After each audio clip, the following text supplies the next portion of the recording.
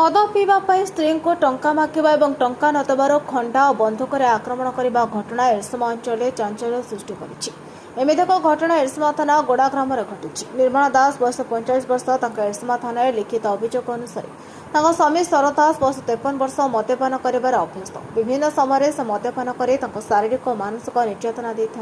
तेज मंगलवार सकाଳେ शरद मद पीवाई टंका मागिते टंका नथिबारु से मना करते। यापर शरद स्त्री अश्लील भाषा गाड़ीगोलज करने सहित गोईठा माड़ मारी घर खट तले रखिथिबा एक खंडा आनी स्त्री को जीवन मारिदेवा बसिथिले। एतिकी बेले शरद दास झील एक इटा साहाय्य मुंड को फोपाड़ू शरद तले पड़ जाते। यापर निर्मला बंची जाए सेठार पुओ झील सहित दांड को दौड़ी पड़े आसी गाँ लोक मान चित्कार कर डाकिथिले। ए समय शरद घरे रखिथिबा एक देश बंधुक आनी स्त्री पिला को लक्ष्य कर मारिदेवा धमक देथिला। आसना विपदर सम्मुखीन होई सेठारे सेमाने पड़ाई जाई अन्यत्र आश्रय नेथिले। पर निर्मला एरसमा थाना अभियोग क्रमे पुलिस घटनास्थल में पहुंचे शरद दास ठारू खंडा और देशी बंधुक जबत करिछि। एरसमा थाना केस नंबर 201/16 अभियुक्त शरद दास को बुधवार कोर्ट चालाण करा जायतिबार थाना आईआईसी पार्थ प्रीतम बेउरा एक प्रेस विज्ञप्ति रे जणाइछन्ति। पब्लिक रे निहाती जानिबा दरकार। तो एरसमा रे हमको गोटे 16/6/2026 रे दिन 11टा बेले गोटे रिपोर्ट करथिले जने निर्मला दास जने लेडी तांकर एज हो 45। तो से आसी रिपोर्ट कले कि तांको स्वामी तांको दीर्घ दिन धरी टर्चर करूचंदी आउ तांको सब बेले मद मागुचंदी पियाकू एवं परिवार भितर अशांति अच्छी। तांकर गोटे बड़ झीलटे अच्छी 16-17 वर्षर झीलटे।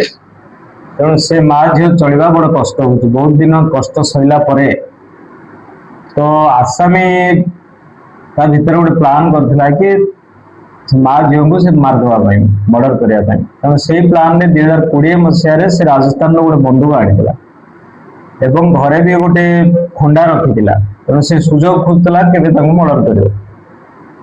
तो से दृष्टि एमती गोटे घटना घटला 16 तारिख रे जो दिन की माँ को से बहुत माड़ मारला वाइफ की।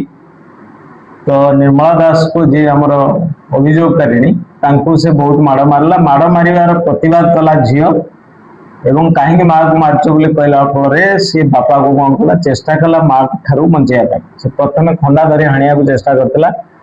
तेणु ये घरे गोटे कटुरी थिला से कटुरी साहाय्य मार मुंडटा को ना बापार मुंडटा को फिटिदेला फल तो से चेष्टा कले से घर भितर बाहर की पलैबे बापा को अटके किस समय अटके से पलैया चेष्टा कले किंतु जो बंधुकटा से आगु रखी आनिकी से बंधुक नहीं से शेष को चेष्टा कले मारिया। तो बंधुक जो देखिए तुम मारदेवी कहला से माँ जो भयभीत होते भयभीत है फल से लोकाल लोक डकाडकी करते फर्चुनेट से कबल खसी जाते। परवर्ती समय आसी थाना जो रिपोर्ट कले आईआईसी और टीम के मुझे बहुत धन्यवाद देवी मो तरफ बहुत थैंक्स कारण से इमिडिएट स्पॉट को गले इमिडिएट से बंधुक आ खंडा को रिकवरी कले आक्यूज को अरेस्ट कले जोटा कि 6 घंटा भितर पॉसिबल है आमे सुरक्षा लास्ट को दे पारू। तो आमे अरेस्ट करूँ से आसामी की से आसामी ना हूँ शरद दास तार एज हूँ 57 बापा ना हूँ बुद्धदेव दास घर घोड़ा गोड़ा आउ एरसमा थाना एवं आमे से 3टा जिनस सीज करछु गोटे हूँ कंट्री मेड पिस्तल आउ गोटे सीज करछु खंडा आउ गोटे सीज करछु कटारी। जो बंधुक विषय आप मन को प्रश्न आस मो मन को प्रश्न समस्त आसो से बंधुकटा आणला कोर्ट मुझे कहली कि से राजस्थान आनी एवं आमे चेष्टा करूँ बाहर करने ना मूल किए से बंधुक सप्लाई करा आप समस्त नॉलेज थी। राजस्थान जेहेतु आम बोर्डर अच्छी से कंट्री मेड पिस्तल सुविधा मिले तेणु से सुपरवाइजर हिसाब से कम करुला वर्कर हिसाब से समय से आवेल कर बंधुकटा को एवं आम तार सोर्स ऑफ प्रोक्योरमेंटा को वेरीफाई करूँ।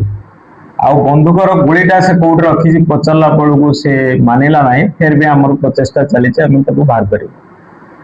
तो आज से आसामी कोर्ट चालाण हम एवं आगू को आमे से माँ और झीर सुरक्षा केमी रही पारे आमे से चेष्टा करूँ बा झील को सुरक्षा दवा।